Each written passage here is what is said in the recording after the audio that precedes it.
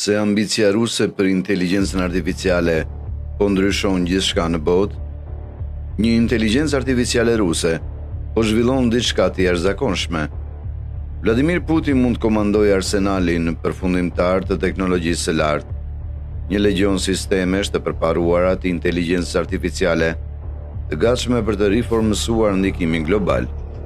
Nga dronët në New York te tufat e koordinuara të robotëve, kjo nuk është fantastik shkencore, po ndodh tani dhe ka ndikim të thellë. Shtrirja e teknologjisë inteligjencës artificiale të Putinit shpaloset gradualisht duke tërhequr vëmendjen deri në fund. Ushtar egzoskeletor. Rusia po I përmirëson ushtarët e saj me egzoskeletor, kostume robotike të rveshme që rrisin forcën dhe qëndrueshmërinë si një koncept I njeriu të ekurt. Prototipat Ratnik 3 të Rostec u lejojnë ushtarëve të mbajnë ngarkesa të rënda më gjatë, me disa që kanë dizajn antiplumb dhe ekrane vizore.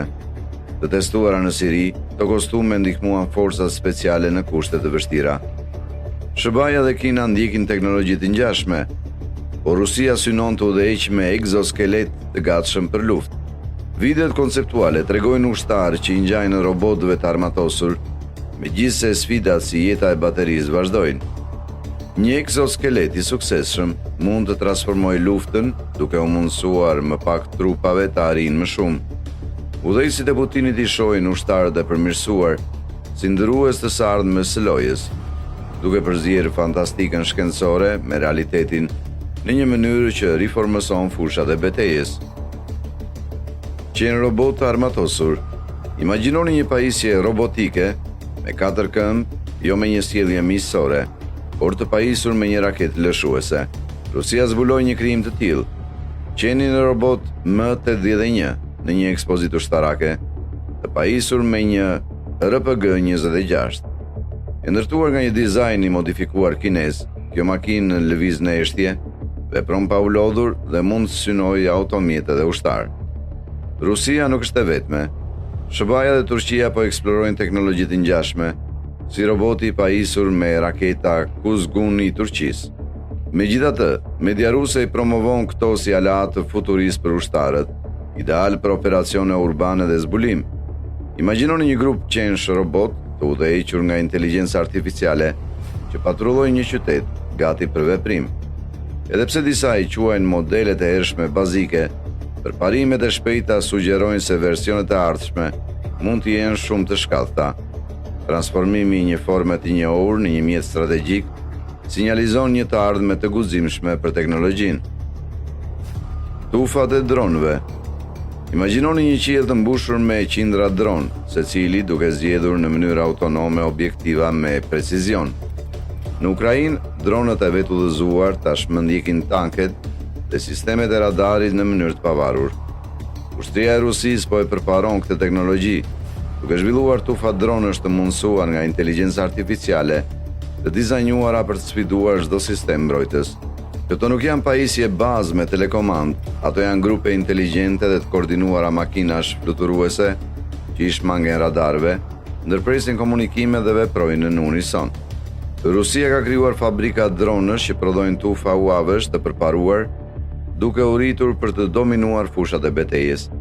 Një transmetim pro-Kremlin shfaqi një linjë montimi të dronëve të stilit Shahed, duke theksuar përmirësimin e inteligjencës artificiale që rrisin efektivitetin e tyre.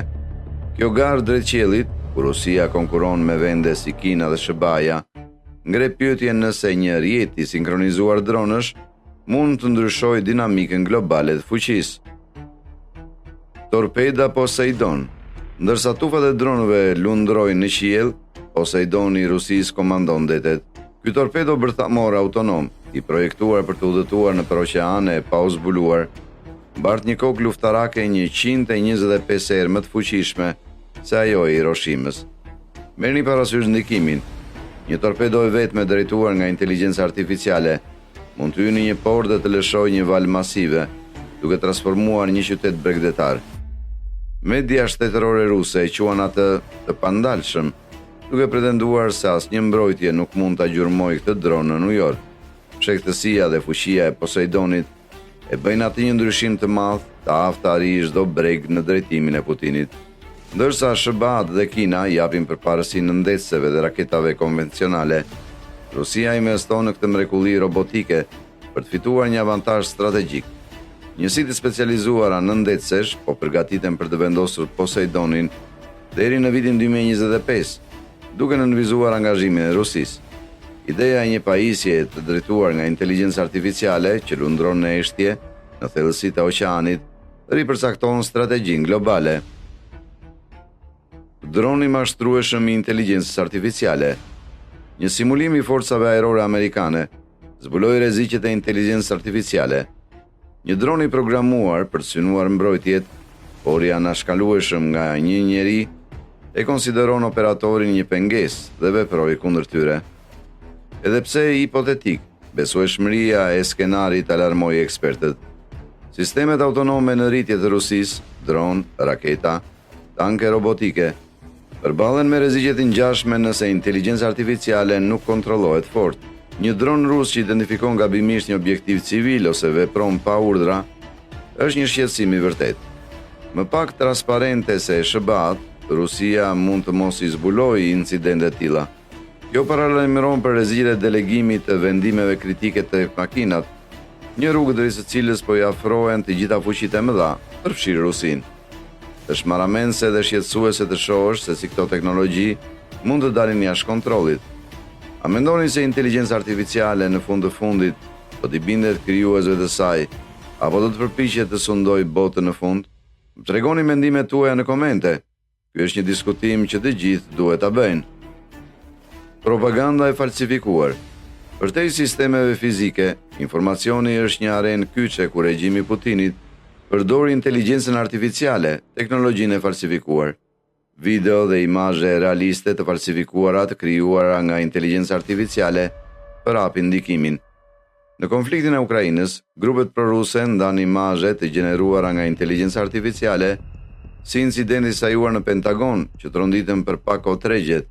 Imagjinoni të shihni një video të reme të një udhëheqësi botëror ose një ngjarje të organizuar në internet. Po ndodh. Gjuetari i tankeve me inteligjencë artificiale Marker në Ukrainë. Marker UGV, automjet toksor pa pilot, i Rusisë shfaqet si një forcë e re. Ky tank robotik kompakt, i pajisur me sensor dhe armë, përdor inteligjencën artificiale për të identifikuar dhe sulmuar objektivat. Kur tanket perëndimor si Leopard dhe Abrams i u premtuan në Ukrainës, Rusia la të kuptojë se do të vendoste markers për t'u kundërvënë atyre. I armatosur me raketa antitank si Kornet dhe ndoshta mini dron, ai ngjan një ndihmësi fantastiko shkencor. I testuar në Ukrainën lindore në vitin 2023, ndikimi i marker mbetet i fshehtë, por potenciali i tij është i habitshëm. Ndryshe nga njerëzit, ai nuk lodhet kur dhe përpunon të dhënat menjëherë për dalluar mikun nga armiku. Ndërsa SBA dhe Ukraina eksperimentojnë me sisteme të ngjashme, Rusia shtyn për autonomi të plotë inteligjencë artificiale në luftimet toksore. Suksesi mund të çojë në betejë robot kundër robot ose makina që dominojnë forcat njerëzore, duke paralajmëruar një epokë të re në luftën toksore. Sistemi i dorës së vdekur. Rusia ka riaktivizuar sistemin e dorës së vdekur ose perimetrit të epokës së luftës së ftohtë, një mekanizëm automatik reagimi bërthamor. Nëse lidershipi i Rusisë paraftësohet nga një sulm i papritur, ky sistem mund të rrisë arsenalin e tij bërthamor në mënyrë autonome. Nuk nevojitet asnjë ndërhyrje njerëzore. Inteligjenca artificiale dhe sensorët bëjnë vendimin. Ish presidenti Dmitri Medvedev theksoi se dora e vdekur mbetet aktive, duke paralajmëruar se përshkallëzimi mund ta aktivizojë këtë mekanizëm. Ndryshe nga SBA-t, të cilat nuk konfirmojnë një sistem të ngjashëm, Rusia e sheh dorën e vdekur si një mbrojtje unike. Koncepti: një kompjuter që vendos fatin e njerëzimit në kushte specifike, duket si fantastika shkencore, por është realitet. Përparimet e inteligjencës artificiale mund ta bëjnë atë më të shpejt, por edhe më të rrezikshme, duke keq interpretuar potencialisht kërcënimet. Ky sistem nxjerr në pak gatishmërinë e Putinit për t'u besuar vendimet kritike e algoritmeve, duke riformësuar të menduarit strategjik. Operacionet kibernetike të mundësuara nga inteligjenca artificiale. Ekipet kibernetike të Putinit, të përforcuara nga inteligjenca artificiale, veprojnë me një shpejtësi të paparë. Grupet e sponsorizuara nga shteti në Rusi dhe Gjetk përdorin inteligjencën artificiale për të krijuar emailë binse phishing dhe për të shfrytzuar me shpejtësi dobësitë e softwareit. Njësitë Fancy Bear dhe GRU të Rusisë përdorin inteligjencën artificiale për të imituar stilet e komunikimit ose për të testuar strategjitë e hakimit në mënyrë autonome. Këto aftësi mund të prishin rrjetet e energjisë ose komunikimet gjatë konflikteve. Në vitin 2023, mjetet e ngjashme të inteligjencës artificiale ndihmuan në depërtimin e firmave të kriptovalutave me CV të reme të përsosura. Rusia mund synoi sektorët e mbrojtjes më pas.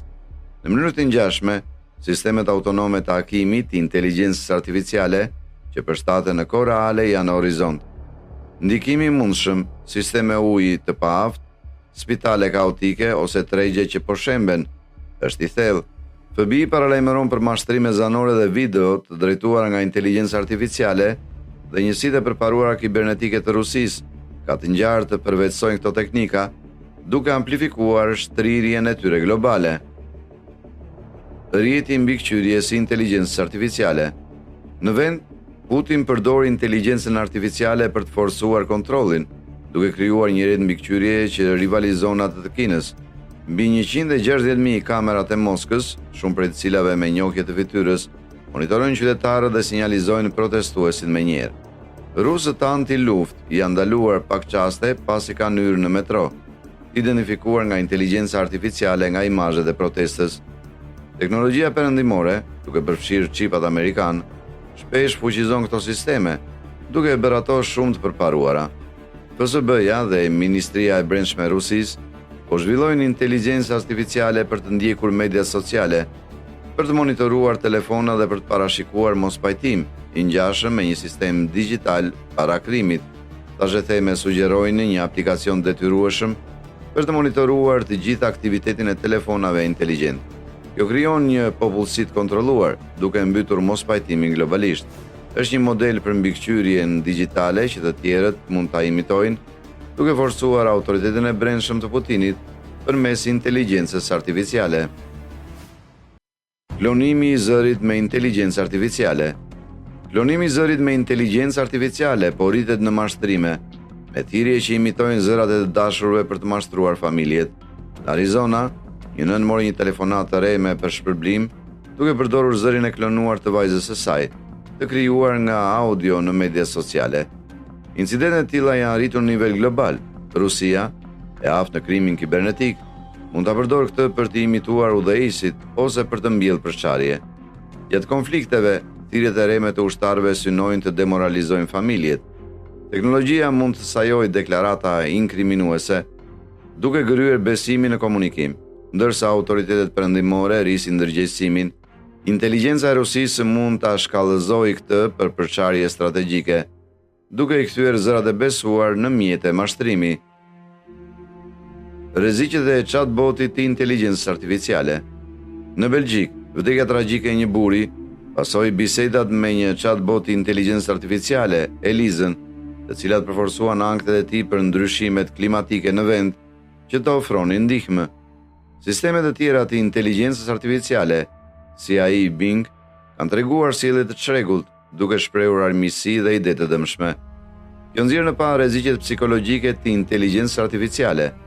Në duar autoritare, si ai i Putinit, chatbotet e inteligjencës artificiale mund të manipulojnë qytetarët ose të përhapin propagandë, duke ndikuar në mënyrë delikate miliona njerëz.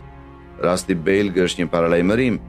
Edhe inteligjenca artificiale me qëllime të mira mund shkaktojë dëm. Dhe në duar strategjike, ajo mund të formësojë mendjet, aqsa sistemet fizike formësojnë fushat e betejës.